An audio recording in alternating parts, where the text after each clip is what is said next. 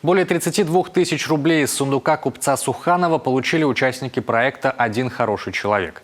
Активисты выходят на субботники, проводят конкурсы, восстанавливают детские площадки, дома и общежития, организовывают раздельный сбор мусора. Сейчас преображают сказочный сквер по улице Димитрова в Сыктывкаре. Виктория Денисова продолжит. Пускают мыльные пузыри, осваивают полосу препятствий. Дружинины вышли на семейную прогулку. Сами живут в другом районе, проходили мимо, увидели сквер. Оказались приятно удивлены. Есть чем сравнивать. Сравниваем с тем, что было до того, как облагородили, и с тем, что сейчас. Ну, детям нравится.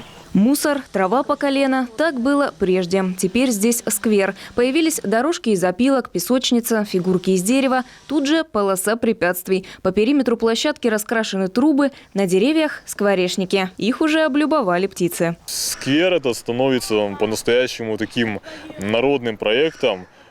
Все от мала до велика, и дети у нас приходят в массовом количестве. Здесь мы проводили дворовые игры, лазертаг, мячевой бой, игры с канатом, футбол, в общем, все, что можно. Скоро появятся новые фигуры. Дерево обрабатывают прямо на месте. Вырезают основной контур, добавляют детали. После раскрашивают. Выполнили в разных техниках скульптуры. Вот эта скульптура грибка-боровичка сделана из липы в технике объемной резьбы. Сквер по Димитрова – одна из 200 воплощенных идей. Результат работы одного хорошего человека. 4-й год площадка объединяет жителей города, власти, управляйки, предпринимателей. Цель одна – сделать город лучше. Помогают на самом деле все инстанции, все.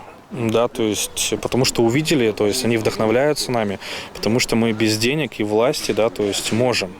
Мы показываем, что надо встать и делать.